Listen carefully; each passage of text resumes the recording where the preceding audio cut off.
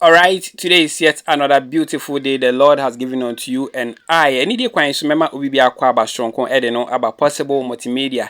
Ene ne de kan we ne channel is wo YouTube ansa edan sai me be so obejebre na wa hwe video no amana kwa wie so hwe ya na wa like wa comment wa subscribe we na wa share content no anasa wa recommend channel no ama uni ebi so nya videos ni bi ahwe ebusia ende kwan so aha mama ya we say anytime any day ya menu me no be di nhyiemu e wa afidie so no na e kire se amanyo nsem a ehwagu o oman konkron Ghana mu ena mosomfo Francis Atwumado nsem no mu asuko akọhwe no krani bi na mede bi eba besomo yem bonwrum ewo NPP4 akachi Miracles Aboagye eye presidential staffer na oba Dr. Mahmoud Bawumia team no mu a ono ena ye director for communication sanso na ubo remu ewo NDC4 akachi nso a Yewura Sami Jemfin susu na ye communication director edema NDC party na ewusia nansen mu sie nyina ebe kaya ya papa Nana Ado ebe make comment bi say ma Ghana for ento aba emfa ma Mahama esan say obese ni din pa anase na adwuma pa wabo ema ye nyina ye hu say Yewura omampanin dada John Dramani Mahama nso eba abonten ebe reply ye na eno ena ama ene Dennis Miracles Aboagye ene Sami Jemfin susu ekopie mu ewo TV so echese obia eche na adwen na eho ena me say come and see amega ene amega ihia na ehu amega hoho ebusia wei esa weni ensa okakere yenko ne nkonkotie kwan a Dennis Miracles Aboagye efa so a odi educate ya so odi schoolie Yewura Sami Jemfi na ye tie nso na ye hia bibi e de free mu yenko ne nkonkotie nsem ne mu nkyeremu na etie wie na bibi e kire wadwen ya na enidie kwan so we feel free na wacha wadwen wo comment section no ase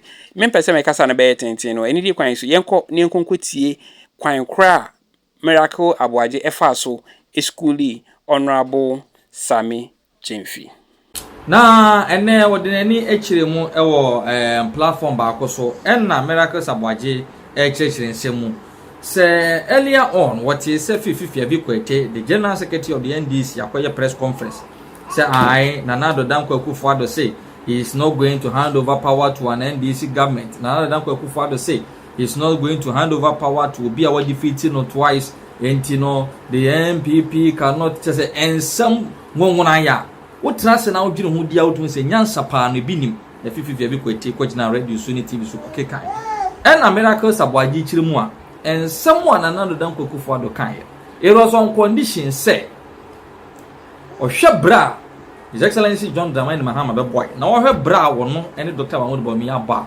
enya dia Ghana for be san ko wanchi bio so on the two me kwa koma former President John Dramani Mahama enu ntina no wogina so aka say ebe ye dene say obe hand over power e dia ma John Dramani Mahama enye bibia afi nso wasantete bio say lawyer Sami Jemfi enso eye press conference at say what to ayampia Miracles Aboagye chirimu a we je new man NDC for ye nyina eye waste of precious time. Why don't they come up with policies and programs to counter His Excellency Dr. Mahmoud Bawumia? Omuni policy, omuni program. Nti court down ho bobo ni ayampia to ni de dia temu ni atronko a ena omudi. Owie ye no onya bre. Echi this NDC media house trans. Chire omumu. His Excellency Dr. Mahmoud Bawumia campaign to awoko. Kwan ya Ghana for fa so eje no tum. The message ya odi Ghana Ghana for edi na niso odi hunu ya owodi ma oman enya asem ketwa. It was a thought-provoking, educative analysis. And now Miracles Aboagye and then you why yenko na yenkoti. As we move along as a campaign, the energy and enthusiasm from the people has been good. And you know how campaigns work. It's like a football match. Once the voters are receiving you well and you are getting the feedback and you are fine-tuning the ideas, it spurs you on. And so far, it's so good. All right. Before we zoom into the campaign program messages and how these messages are being received, perhaps the NDC just finished a news conference at the party headquarters.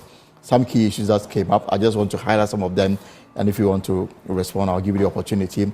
Fifi Kwete, the General Secretary of the party, says that MPP machination will not prevail, and they will make sure that the MPP hand over power when they lose power. They say that the comment by President Akufo-Addo that he will not hand, he doesn't see him fit to hand power to the NDC because the NDC would destroy his legacy, and said traditionally it's not right if somebody you took over from, you hand power back to him. He said they are not taking it lightly, and that they will ensure that power is handed over to them if they should win the 2024 election. They say that the EC has acted unlawfully for recruiting returning officers and deputies and using them for the limited registration exercise. The law, according to CR 91, require that these officers, their names and credentials are published, and for them that did not happen, and that the 2024 will not be election as usual. These are some of the key issues that came up. I don't know whether you want to speak to some of them. Well, it looks as if the NDC they are continuing their high level of unseriousness with the political business that we are running. I mean, the level of incompetence they show in government, they seem to be showing it in opposition as well. Elton, we are busy. We are on our 9th region. This is about the 3rd week of campaigning for our flag bearer. You've already done 9 regions. We're discussing very substantial issues that are quite crucial to the future of this country. One would have expected that for 7 years of being in opposition and for almost a year of the flag bearer of the NDC campaigning, by now we would have some competitive or alternative policies to be discussing and comparing to what it is that we're professing. But this continuous calling of press conferences and raising issues that for us are quite unsubstantial is worrying. I mean, you make a statement, the same statement or a similar statement to what the president says, and you add a condition. And so how does that become a conversation? The president has never said what they said. You are saying that you will hand over, the MPP will hand over if they should lose the elections. Did the president add the condition to it? So how are they similar? How are they connected? The president said that somebody that beaten twice in an election, somebody that was in office the same seat that I was on and was completely incompetent. I don't see myself handing over power to that person. But some have questioned the relevance of this particular. But why not? But are we not in the political season? Are we not campaigning? This particular message. Are we not in the political season? Are we not campaigning? The president also finds it fit to also campaign. Is it really necessary? Why for not? Such comments you come from? Why not? So what? He should. How is he going to come? How we? When I go out there to campaign and I say that I'm going to win these elections, and I'll beat your Mahama, it's not necessary. If I say that I will not hand over power to the person that I've beaten twice. What kind of interpretation? Your interpretation and your reasons behind what you are saying is not the same as mine. He gave the precedence to it. He said that I have beaten him twice. I don't find him fit as president. I, sitting here, do not find former President Mahama fit to be president. And so if he says, I'll not hand over power to him, and you call a press conference and you say, you will hand over if you lose, nobody is contesting that. Who is contesting the NDC on that?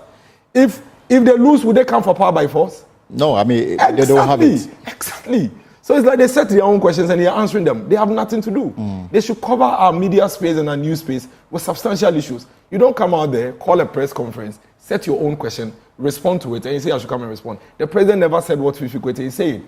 Fifi Kwete is saying that if you lose power, you hand over. The president never said that if he loses power, he will hand over. He never said that, did he? No. So we have not heard him say anything like that. So he's wasting our time. If they lose power, would they come for it by force? That won't happen. Exactly. So sometimes we shouldn't create storms in teacups and call out all of us to come in, Those who have issues with the president's comments say that he's the number one gentleman. So his comments must be seen to be united.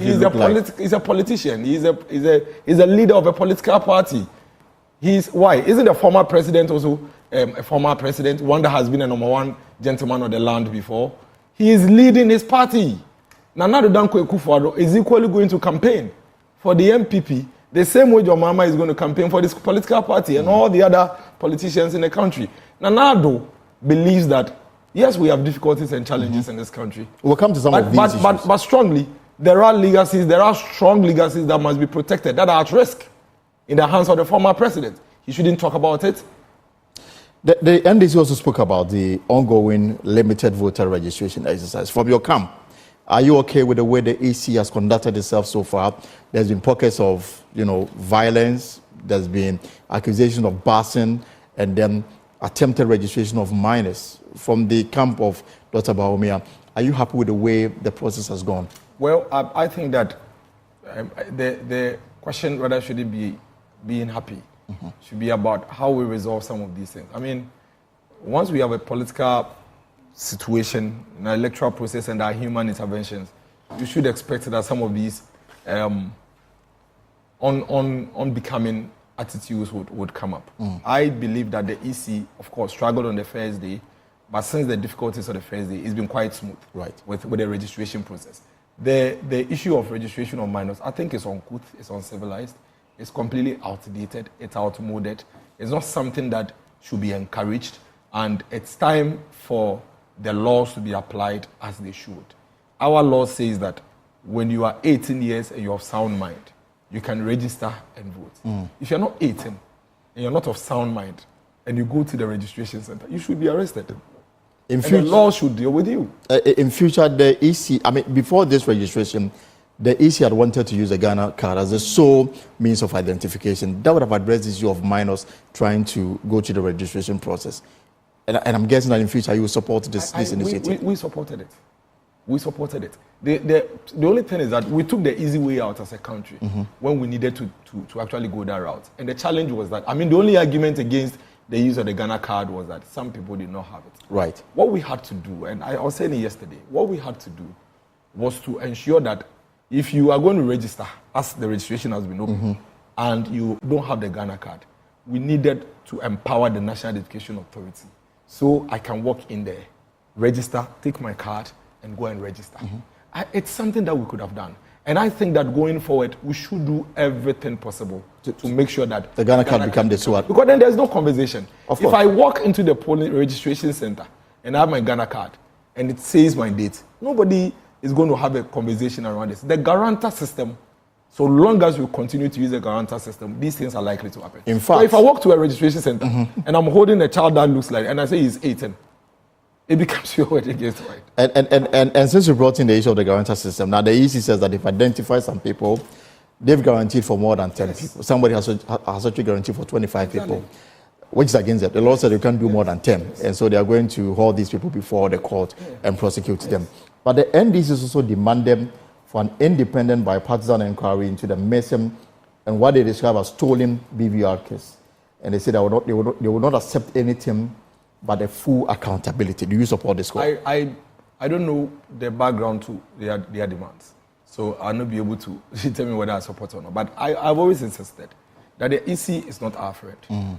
The EC... But you're pretty very cool with the way things are going. That's why the EC is If there is any political party in this country that has gone on head-on coalition with the NDC the most since 1992 is the MPP. Almost all major reforms in our electoral processes were advocacy from the MPP. So don't even put it that way. We don't.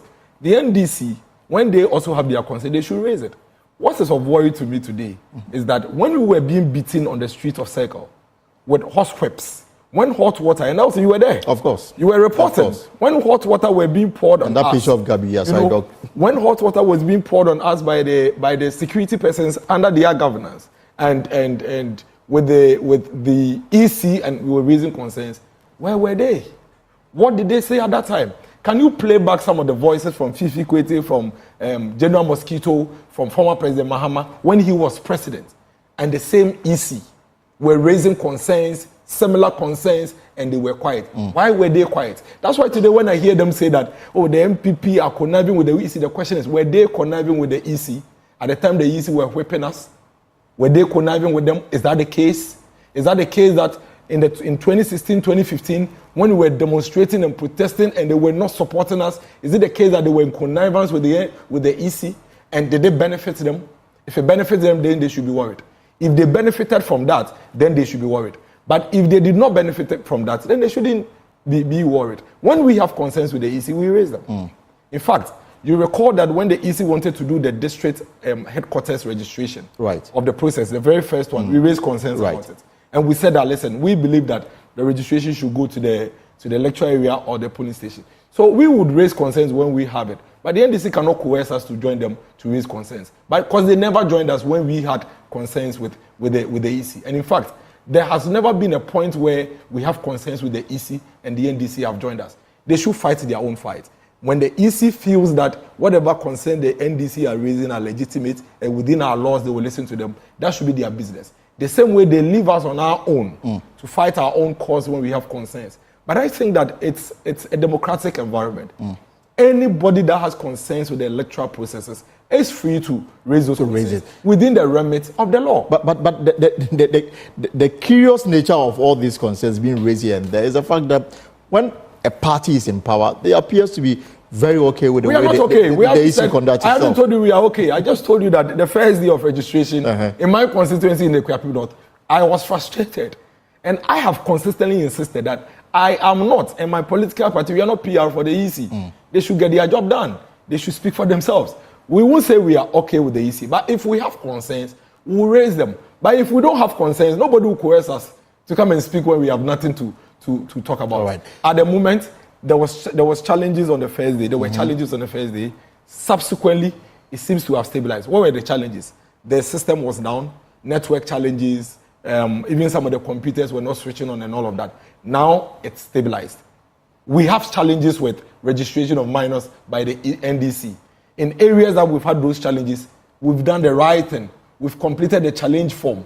There are places that the NDC are barring people from other constituencies. They're also accusing the MPP of doing the same. They should fill the forms. They should also voice out. So it's not the case that across all the registration centers, the MPP doesn't have concerns. It has concerns. We have concerns, but we are using the legitimate route to raise those concerns. All right, Dennis Miracles Aboagye is my guest here on the pulse. He is the Director of Communication for the Dr. Mahama Bawumia's campaign team. And this time we're going to spend time to discuss the campaign, the message, and whether it is getting to you. If you have a concern, you can as well raise it. Leave your comments on our Facebook handles, on our social media handles, Facebook, YouTube, and of course, myjoyonline.com. And I will share it with Dennis as we progress on this conversation. So, Dennis, I mean, the Vice President is in the Northern region.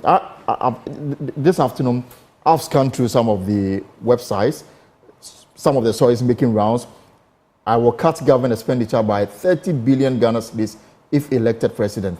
I am confident, comfortable getting closer to the Christian community.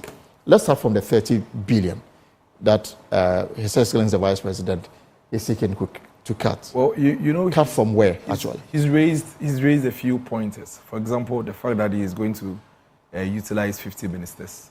That's a way of cutting down the expenditure. He's also raised the point about going into outsourcing of some of the recurrent logistical requirements to private sector, which would also reduce government expenditure. Because, for example, if you have the official pickup vehicles of some of the MDAs being outsourced, it means that you're going to cut down on maintenance, cut down on and all of that. So he's giving pointers as to some of the areas. But if you outsource, you're obviously going to pay for that. Yes, but it reduces drastically. I mean, that's why even in private sector, you have a lot of companies outsourcing. For example, you can hire people to clean your premise. There's a reason why you outsource. Because you realize that eventually when you run the numbers, you realize that outsourcing brings down some of the overheads and definitely you make some savings. And I guess you've done the analysis before coming to this conclusion. Of course. I mean, it is a way to go. Yes, of course. He's even raised the issue about PPP, or not necessarily PPP, but private intervention when it comes to even public sector infrastructure and delivery. And those are all, for example, if I give you a contract to construct a road and I'm able to pay you in 18 months, you know it's lesser than when the road duration runs for 5 years. One of the reasons why public sector infrastructure is so high is the delay in payment. And so once all of these things are handled, it will all lead towards a reduction of the expenditure in that space. And you're talking about 30 billion Ghana. It is possible. This is huge. It is possible. It is very possible. I mean, the three areas I've mentioned to you already are significant. Very, very significant. The recurrent cost on running public sector alone, you have no idea. Does this sit in the overall plan to reform the public sector? I mean, it's part of the whole process. You know, public sector reform started as far back as Kufuor's era. Right. And it's all part of the whole process. We need to be able to get to the point where we realize that, yes, we are really having some balance in our output as against our expenditure. And there are ways some of these things can be done. Some of the things, it doesn't mean that they could necessarily have been done in the past. For example, Elton, you remember for so many years we were trying to get the national identification system. Right. When we speak about this, it sounds like a belabored point. But the fact of the matter is that a lot of these things, the foundation is identity. The fact that you can identify that Elton is not working at multimedia and working at the next sister station at the same time is the first point of reducing some of these waste. Right. And so now that we've been able to really digitalize a lot